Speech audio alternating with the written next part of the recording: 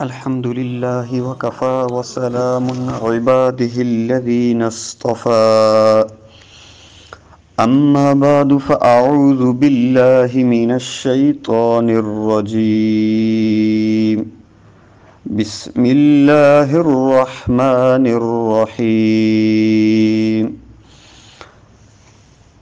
وَإِذْ جَعَلْنَا الْبَيْتَ مَثَابَةً لِلنَّاسِ وَأَمْنًا وَاتَّخِذُوا مِن مَّقَامِ إِبْرَاهِيمَ مُصَلًّى وَعَهِدْنَا إِلَى إِبْرَاهِيمَ وَإِسْمَاعِيلَ أَن طَهِّرَا بَيْتِيَ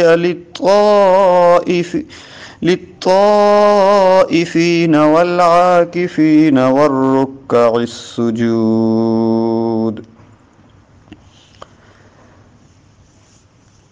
عن عائشة رضي الله تعالى عنها قال أن النبي صلى الله عليه وسلم كان يعتكف العشر الأواخر من رمضان حتى توفاه الله ثم اعتكف أزواجه من بعده.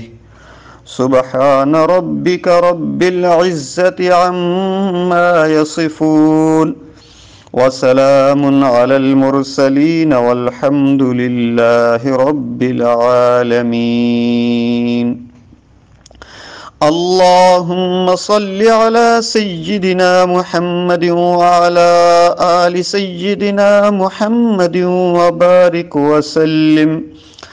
اللهم صل على سيدنا محمد وعلى آل سيدنا محمد وبارك وسلم. اللهم صل على سيدنا محمد وعلى آل سيدنا محمد وبارك وسلم.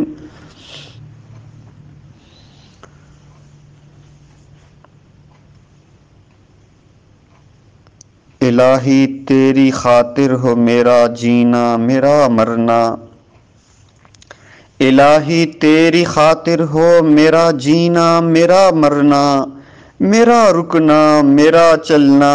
الہی تیری خاطر ہو مساجد میں مجالس میں تو ہی تو ہو میرے دل میں. میرا رونا میرا ہنسنا الہی تیری خاطر ہو. زمانہ ڈھل رہا ہے مغربی تہذیب میں لیکن میرا ہر رنگ میں ڈھلنا الہی تیری خاطر ہو. میرا جینا میرا مرنا الہی تیری خاطر ہو.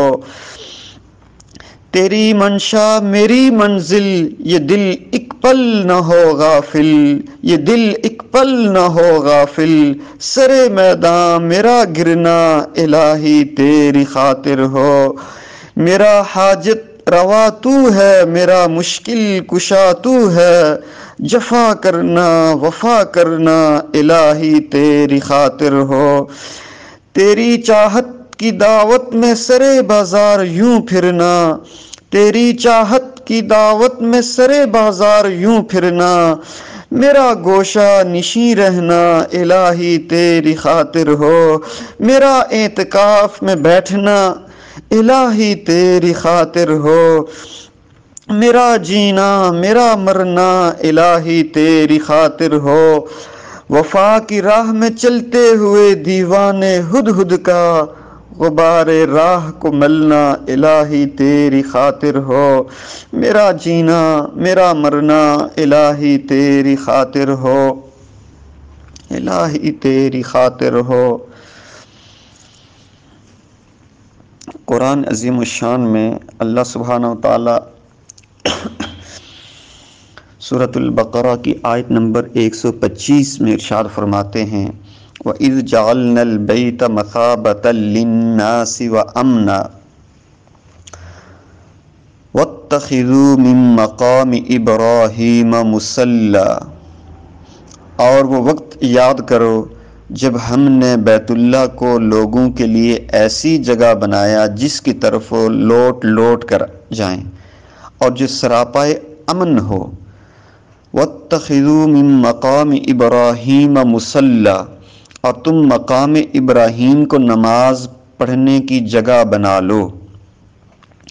وَعَهِدْنَا إِلَىٰ إِبْرَاهِيمَ وَإِسْمَاعِيلَ أَن طَهِّرَ بَيْتِيَ لِلطَّائِفِينَ وَالْعَاكِفِينَ وَالرُّكَّعِ السُّجُودِ، اور ہم نے ابراہیم علیہ السلام اور حضرت اسماعیل علیہ السلام کو یہ تاکید کی کہ تم دونوں میرے گھر کو ان لوگوں کے لیے پاک کرو جو یہاں طواف کریں اور اعتکاف میں بیٹھیں اور رکوع اور سجدہ بجا لائیں۔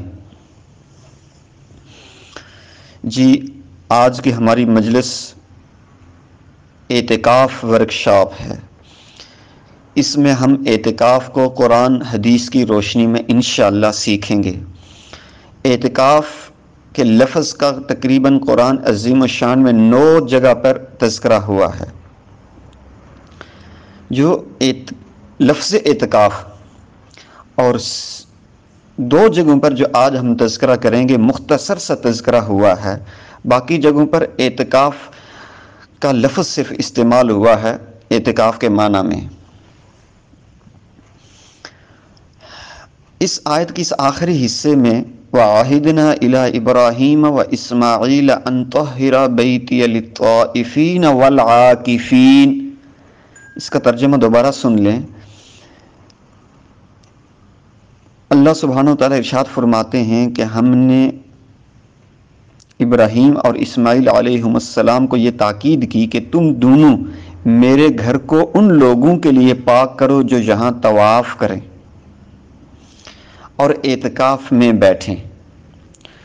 تو اللہ سبحانہ وتعالی اپنے 2 برگزیدہ پیغمبروں کو یہ حکم دے رہے ہیں کہ میرے گھر کو، بیت اللہ شریف کو ان لوگوں کے لیے پاک کر رہو، ان لوگوں کے لیے صاف رکھو کہ جو لوگ اس گھر میں آ کر طواف کریں گے، پہلی بات، اور دوسرے نمبر پر اعتکاف میں بیٹھیں گے، والعاکفین، اور اعتکاف میں بیٹھیں، والرکع السجود، اور تیسری اور چوتھی چیز کہ رکوع اور سجدہ بجا لائیں۔ تو اس آیت کی روشنی میں ہمیں یہ بات معلوم ہوئی کہ اعتکاف بھی اللہ سبحانہ وتعالیٰ کی پراپر ایک عبادت ہے، مستقل ایک عبادت ہے، قرآن سے اس کا ثبوت ملتا ہے۔ جب قرآن سے جو چیز واضح ہو جائے تو اس کی اہمیت ہوتی ہے۔ تو جیسے طواف ایک بڑی عبادت ہے، بیت اللہ شریف میں جا کر سب سے بڑی عبادت طواف ہے۔ نماز کے وقت میں نماز ضروری ہے، اس کے علاوہ بیت اللہ میں جا کر سب سے بڑی عبادت طواف ہے۔ اور طواف کے بعد دوسری چیز جو ارشاد فرمائی وہ اعتکاف، بیٹھنے کے فرمایا۔ تو اس سے یہ پتہ لگتا ہے کہ اللہ سبحانہ وتعالیٰ نے قرآن میں مستقل اس کا تذکرہ کیا ہے، اللہ کے ہاں اس عبادت کی اہمیت ہے۔ پھر اس کے بعد رکوع اور سجود کا فرمایا کہ اعتکاف بیٹھنے والوں کے لیے اور پھر رکوع اور سجدہ کرنے والوں کے لیے اس گھر کو پاک رکھا جائے۔ تو مسجد میں، اللہ کے گھر میں اعتکاف کرنا بھی مستقل ایک عبادت ہے۔ دوسرا سورۃ البقرہ کی آیت نمبر 187 میں ہم نے پہلے بھی ترجمہ و تشریح اس کا پڑھا تھا، جو رمضان کے متعلقہ ہم نے جو بیانات کیے تھے اس میں اس 187 آیت کے درمیان آخر میں جا کر اللہ سبحانہ وتعالیٰ ارشاد فرماتے ہیں وَلَا تُبَاشِرُوهُنَّ وَأَنْتُمْ عَاكِفُونَ، اور اپنی بیویوں سے اس حالت میں مباشرت نہ کرو جب تم مسجدوں میں اعتکاف بیٹھے ہو۔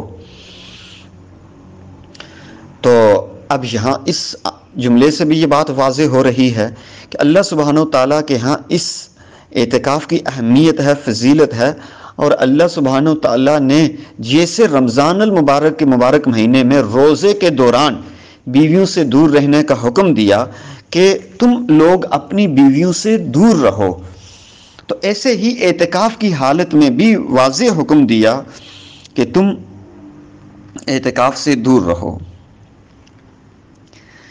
اچھا، یہ قرآن میں تذکرہ ہے۔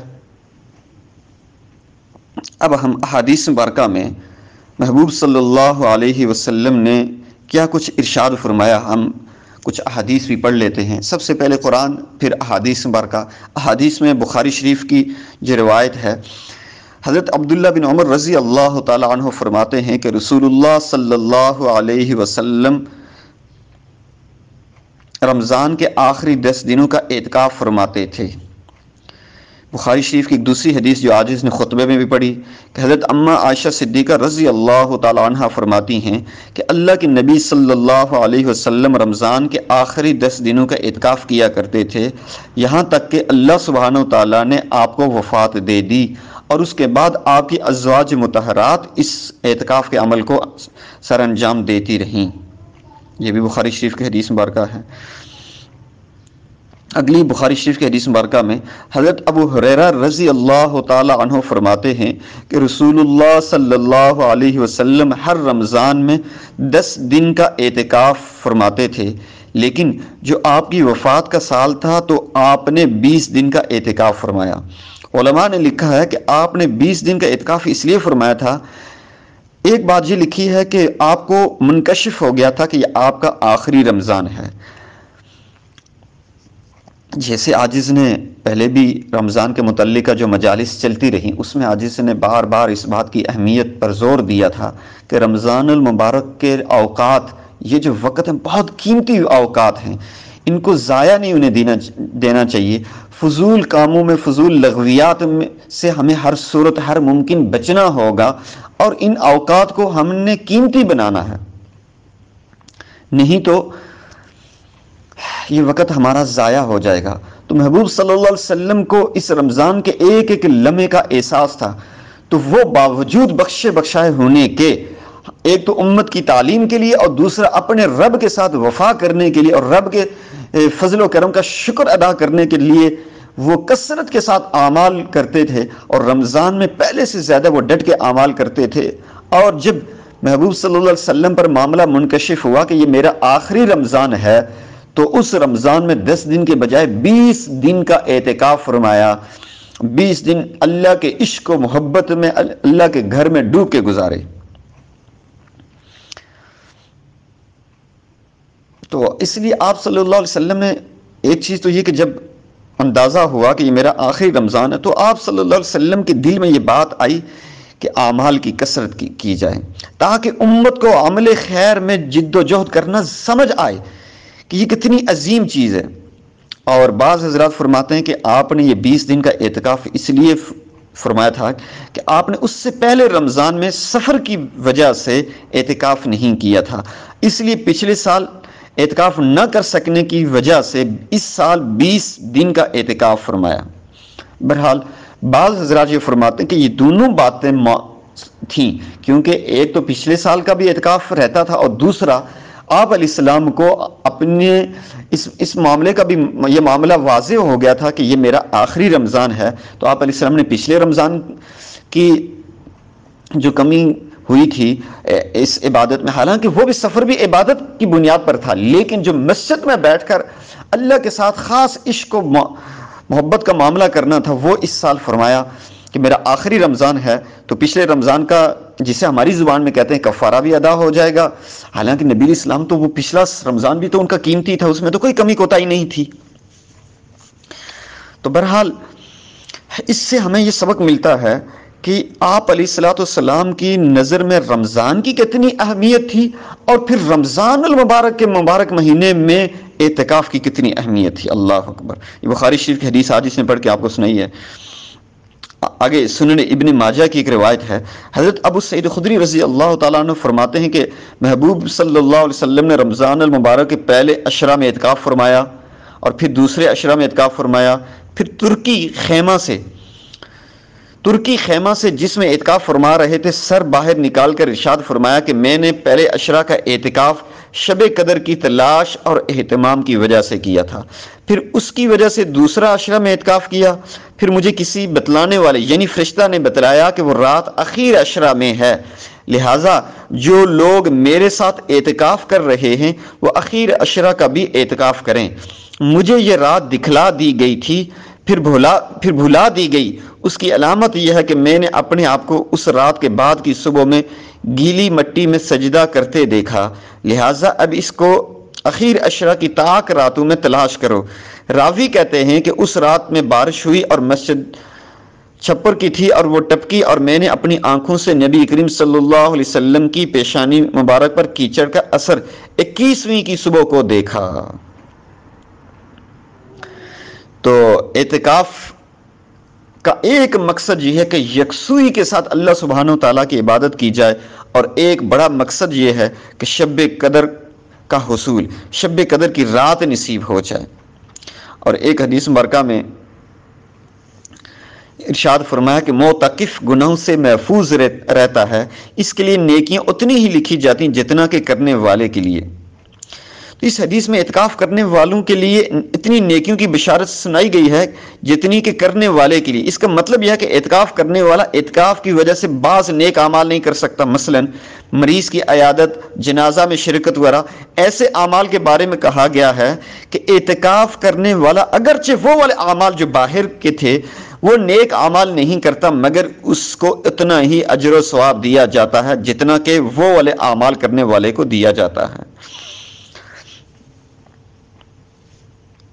ایک اور حدیث میں حضرت ابن عباس رضی اللہ تعالیٰ عنہ کا ارشاد، حضور صلی اللہ علیہ وسلم کے ارشاد نقل کرتے ہیں کہ جو شخص اپنے بھائی کے کسی کام میں چلے پھرے اور کوشش کرے اس کے لیے 10 برس کے اعتکاف سے افضل ہے، اور جو شخص ایک دن کا اعتکاف بھی اللہ سبحانہ و تعالیٰ کی رضا کے لیے کرتا ہے تو حق تعالیٰ شانہ اس کے اور جہنم کے درمیان 3 خندقیں آڑ فرما دیتے ہیں جن کی مسافت آسمان اور زمین کی مسافت سے بھی زیادہ چوڑی ہے۔ اس حدیث مبارکہ میں